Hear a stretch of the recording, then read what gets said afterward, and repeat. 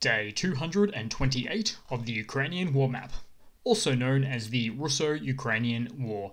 Juzzy here, and today is another quick update as I take a simplified and down-to-earth approach to some of the most important happenings on the ground in Ukraine. And as always, we start off with having a look at the Russian military losses. Again, these are just estimates as we take a look at the ongoing exhaustion of the Russian forces. And in terms of personnel, we're currently sitting at 62,500. So that's about 400 or about 450 odd more than yesterday. Then when we look at the military hardware losses on the Russian side, pretty decent day, definitely above average, where we've got an additional whopping 22 armored combat vehicle losses on the Russian side. Then we take a look at tanks, 14 Russian tank losses there, 18 artillery, and a chopper there as well. And then we'll move across back to the map where we'll start out in the Sumy region today, where the Russian army has shelled the Sumy region. Oh, actually, this is self-propelled artillery and mortars, and a chopper as well from the territory from within the Russian Federation. So shooting from the Russian Federation, basically. Now, in terms of what was hit, a lot of residential houses and areas. There was a part of a Sumy railway station as well. And I think at this point it should be said that Ukraine is not striking deep within Russian territory as it currently stands, as this would almost certainly create a full-scale Russian military mobilization, and perhaps even as far as a general mobilization from Russia. And note, a general mobilization basically means every civilian male in Russia aged 18 to 60 that is healthy enough to do so, or in many cases, as we've found out, not healthy enough to do so. Also, with a general mobilization, the heavy industries, or most industries, are basically re-geared towards turned into a wartime industry to supply the Russian war machine too. However, even after all of this, it can of course be said that the Ukrainian forces actually do shoot into this Belgorod Oblast here, and they get away with it because it's sort of expected and seen as defensive when firing back immediately within or inside Russian lines. So it's technically fair game and accepted. Oh, and it's also been said that Putin has been unusually quiet about it when attacks come from the Ukrainians over the border into the Russian Federation motherland, just at this Belgorod location or region here.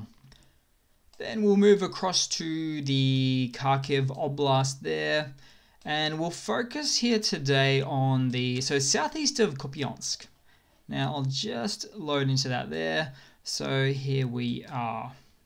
Now, I didn't have a lot of time yesterday to comment on this area with all the big news regarding the Crimean Bridge explosion, but I wanted to talk about the settlements here like Pishain. See that one there, Pishain? And we'll use the date map to show that it is pushing in the direction of Pishain, where the Ukrainian forces are.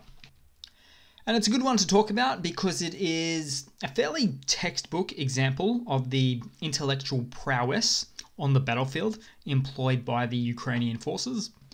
So basically, because Russia lacks the infantry at this location in the north, Russian forces stay in strong points in towns. So Ukrainian forces therefore push between the towns, then outflank the Russian forces as a result, causing the Russian infantry to retreat or stay there and be swallowed up. So Pishain, like I say, great example of this. So Pishain, the settlement, was really the last point that the Ukrainians were taking. On each side of it, there wasn't many infantry, or the Ukrainian forces weren't coming up against a lot of pain on each side, so they took out the sides first. This is currently in process, but it's quite a common process. And then they shell, for instance, Peshain from all sides. And it's quite common for the Russians to, through interceptions, they're calling out to, a friend, another soldier, saying that they're shooting at us from all sides, we've got to retreat.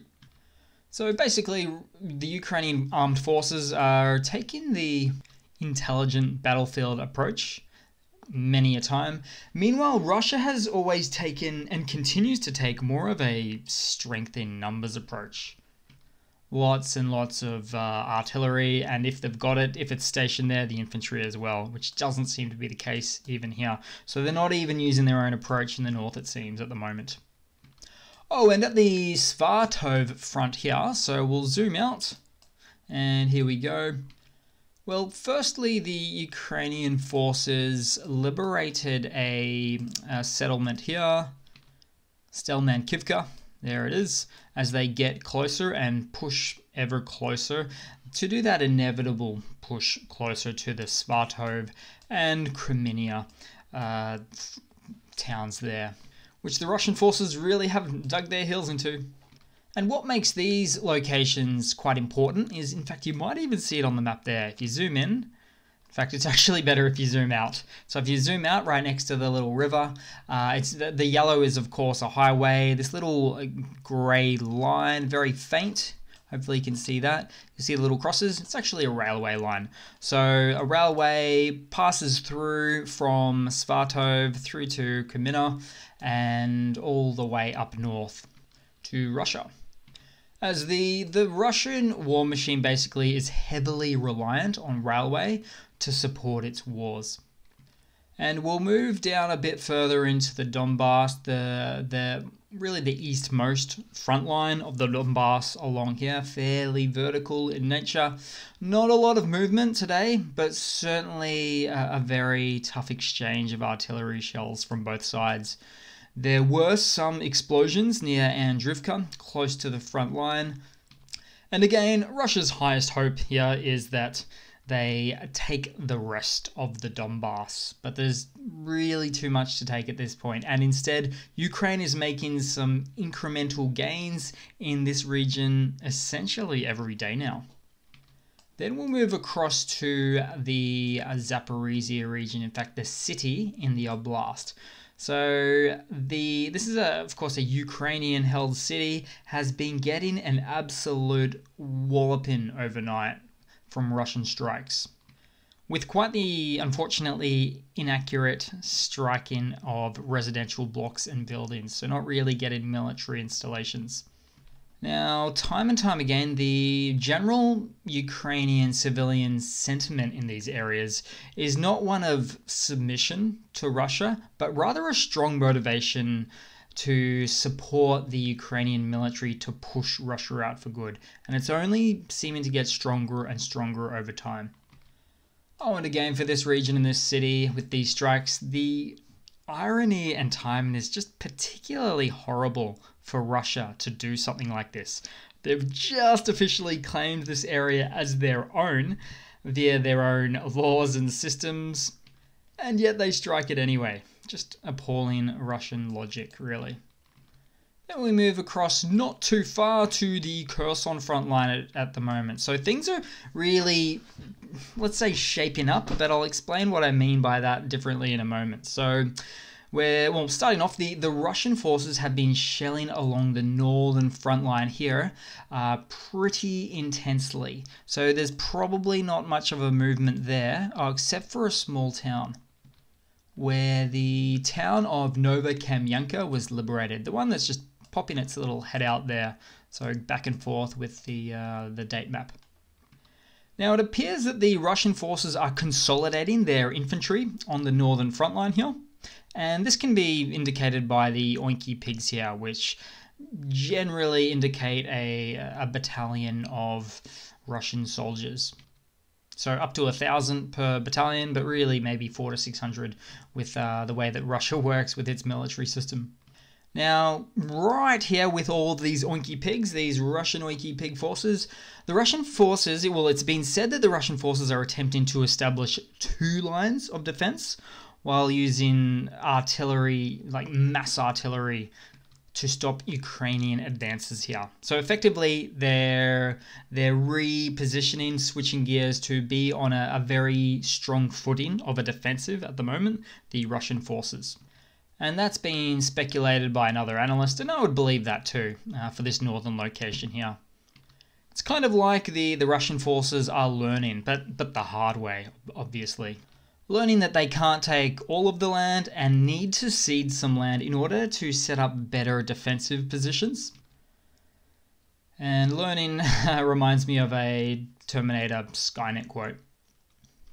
Although if Russia is indeed switching gears like this, consolidating all of its forces, let's just say 2 layers deep on the front line here, it then has the nasty negative effect of causing them to expend one too many forces in this area, which means they're easier to hit, and also therefore their resources, their infantry for instance, aren't freed up at another front line nearby, like the middle or the southern end.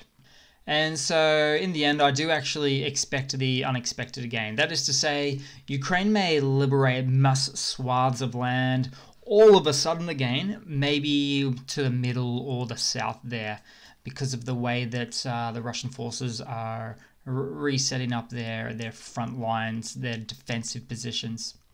Notice I'm not really saying offensive, anything offensive or offensive positions, purely very much a defensive positions. Only time obviously will tell, but we'll see soon anyway. Oh, now I'll jump across to some information on some of the loot, spoils of war, military hardware captured in this region here. So this is a video, this one's quite important. I really want to show you this stuff because this is a video of a Ukrainian tractor recovering a Russian BMD-2 in the Kherson Oblast. The BMDs are basically a type of infantry fighting vehicle, but it's good to show you this because it's quintessentially iconic, I might say. Because as more and more Ukrainian towns become liberated, there is just more and more Ukrainian civilians with tractors just waiting to scoop up, a tank or whatever the case may be. And in fact, the Ukrainian government pays citizens good money per truck, per tank, per infantry fighting vehicle, whereas for Russians, it's kind of quite the opposite that's happening. Russian forces instead have to buy their own equipment for war. Like a sleeping bag, because they're told they'll be sleeping outside most of the time. And winter is coming. So these are the newly mobilized I speak of. So I would say in the end, positive reinforcement is a much better long-term strategy for your country's population than negative reinforcement. Oh, and also here, in the Kherson Oblast, the Ukrainian forces captured a Russian Tor M2 SAM.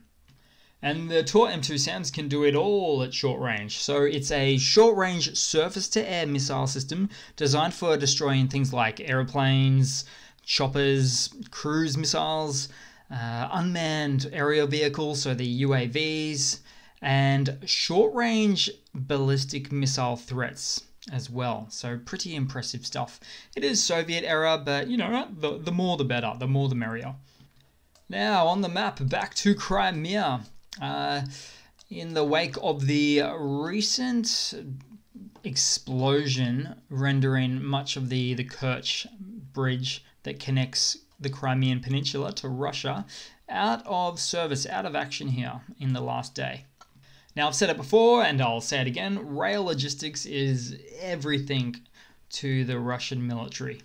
But as for the explosion at the Crimean Bridge yesterday, it's still unclear exactly what caused it. And there's many theories and even conspiracy theories out there on the internet. But the main ones seem to be, and I'll just try to rattle some of these as best I can off the top of my head. So first one would be a bomb was planted by a partisan Ukrainian. Physically, they were physically on the Russian side.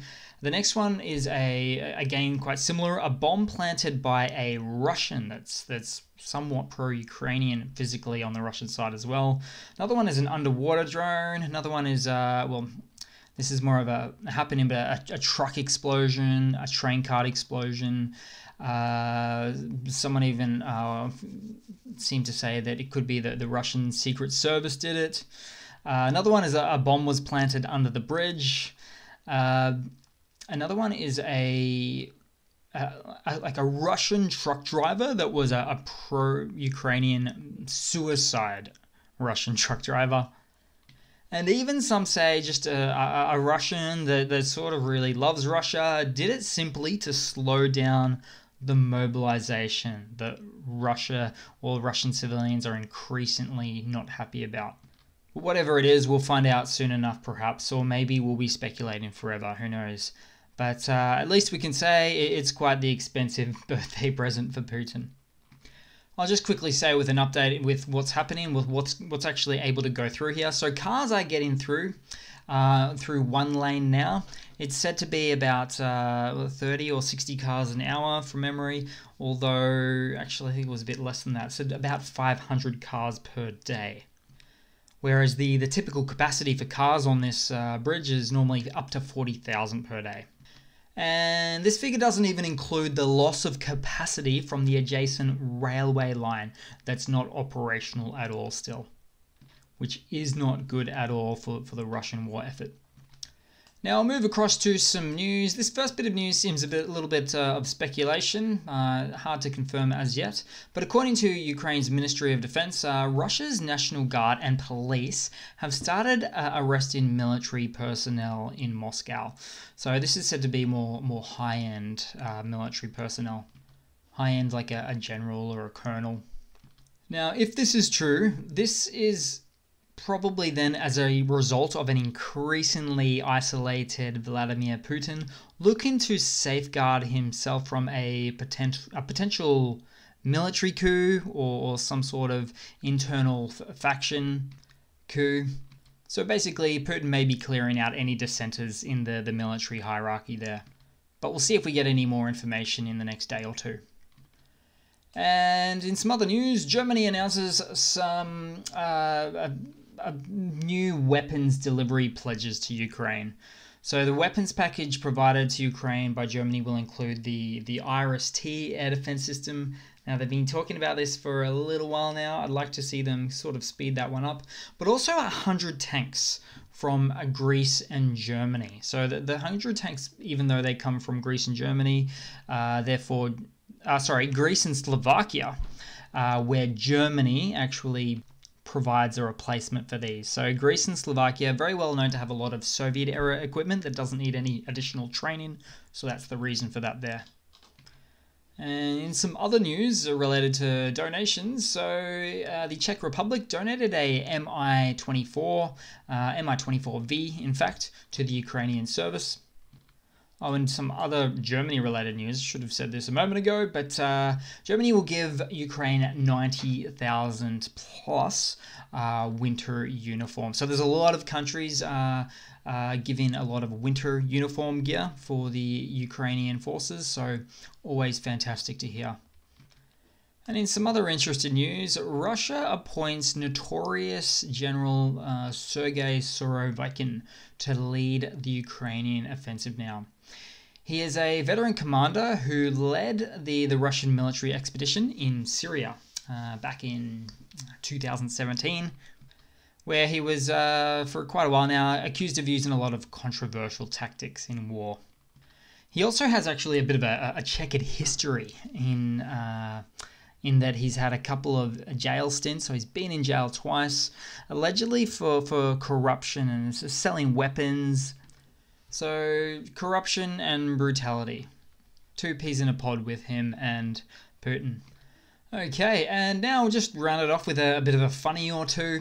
Now this first one is, again, there's a few strange or odd funnies I put in here. I do know this, but there's a video of, don't know what to make of it. So I've got some footage here of Russians, or apparently Russians that drank tile cleaner in the now liberated area of Kharkiv, the Kharkiv Oblast. Perhaps they ran out of vodka, but well, I suppose that's one way to get sent home pretty quickly from the war. And just lastly, to round it off with a second quick funny, or a whole bunch of funnies, there's plenty of Crimea, a Crimean bridge, the Kerch Bridge, memes or photos running around the internet there, so I just thought I'd whack them all up on the screen there for you now. But that's pretty much it, guys. So thanks for watching. I've got to say, first and foremost, I appreciate all of your support at the moment. Some of you, I'm sure, have heard there's a whole bunch of unusual things happening on this platform at the moment. I find the whole point of a platform like this is to not indulge so much in the larger corporate or conglomerate medias. But in the end, I just want to say a quick thank you for all of your kind words there. So thanks again for watching. Please leave a comment, subscribe, hit that like button, and I do hope to see all of you guys there in the next one.